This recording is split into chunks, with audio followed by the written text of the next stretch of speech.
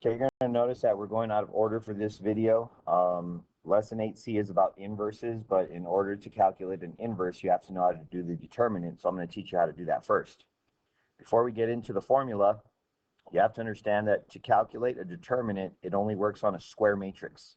So if you remember what a square matrix is, or if you don't, square matrix is something that has dimensions that are the same size. So like a 1 by 1, a 2 by 2, 3 by 3, and so on.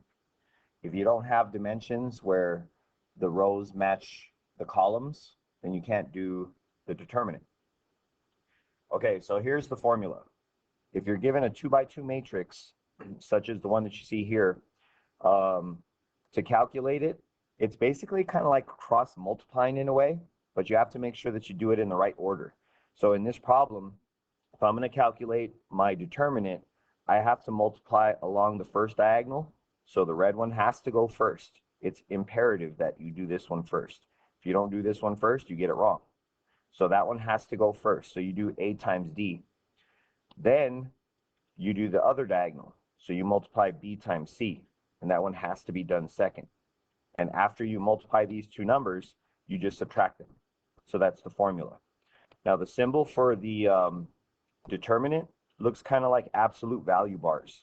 So anytime they give you instructions where it says find absolute value of A, they're actually telling you to find the determinant of A. So we'll see a couple of examples here. So this one is, and these are examples that have actual numbers in them. So if I want to find the determinant of A, that's going to be the first diagonal. So if you multiply those together, that's 4. And then you're going to do the second diagonal and multiply those together. So 1 times -3 is -3. And then here's the catch. You have to subtract these two results. So you'll notice that I put in the subtraction symbol in red. The reason why is because you end up with these two minuses, and we all know that when you get two minuses, it actually becomes 4 plus 3. So the answer for this problem is just going to be 7. Okay, the next one. Remember, the first diagonal has to go from top left to bottom right. So we've got 2 times 2 again. So if I do the determinant of B, we're going to have 2 times 2, which is 4. And then if we do the second one is this one. So it's 1 times 4. So that's 4 again. And then these are my two results. So I have to subtract the two results. So if I subtract the two results, I just end up with 0. Now, they could ask you a lot of things. They could ask you to find the determinant of A times B. And if you did something like that, you would have to multiply first and then find the determinant of the result. As a matter of fact, let me go ahead and do that really quick. So let me scoot this page down. So matrix A was 2, -3, 1, and 2. This is matrix A. And then matrix B is going to be 2, 1, 4, 2. So if they said find the determinant of A times B, before we can calculate the determinant, we would have to calculate A times B. So if you remember from the previous lesson, we set up our T-chart. It's rows by columns.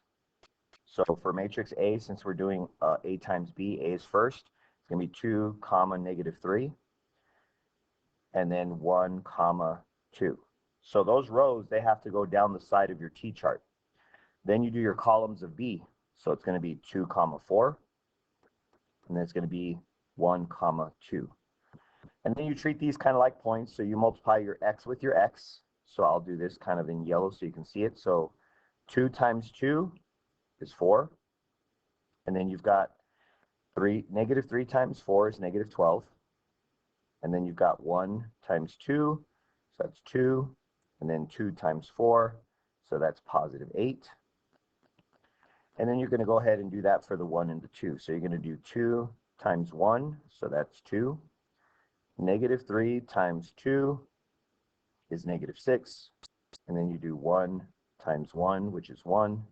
And then 2 times 2, which is +4. So you do all of this work, and then you end up with -8, 10, -4, and 5. So that's the answer to the multiplication problem. So now we have to find the determinant. The determinant is when you multiply the first diagonal, so this would be negative 40, and you multiply the second diagonal, that's another negative 40, and then you subtract the two.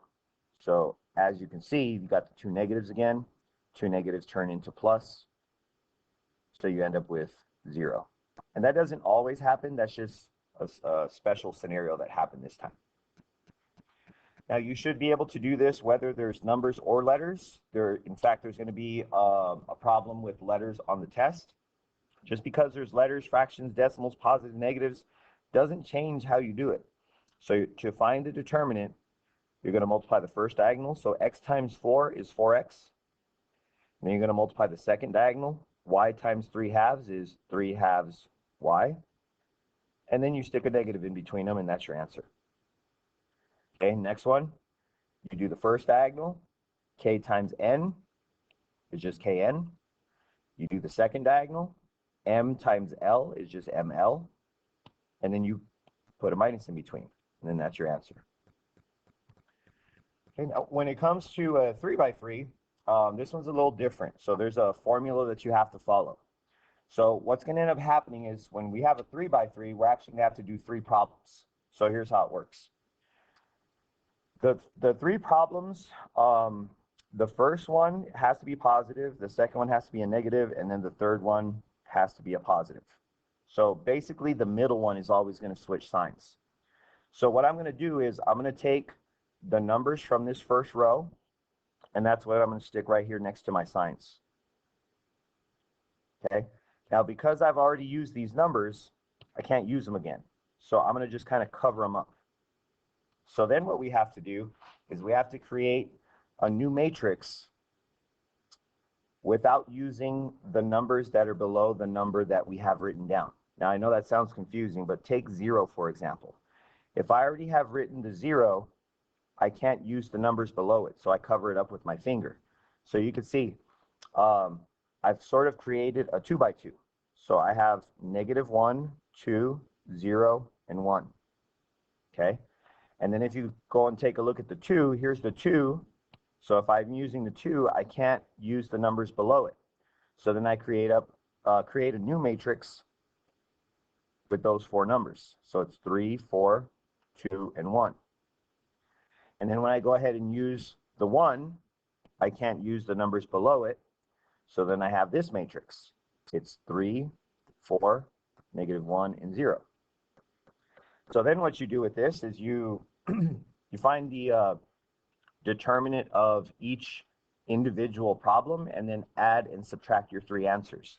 So let's do the first one. So this right here is going to give us -1 and 0, and you're going to subtract that. So that's going to be what? -1.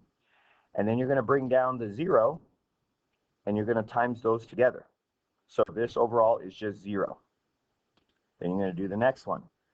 3 times 1 is 3. 4 times 2 is 8. You subtract those. 3 take away 8 is -5. And then you bring down the -2.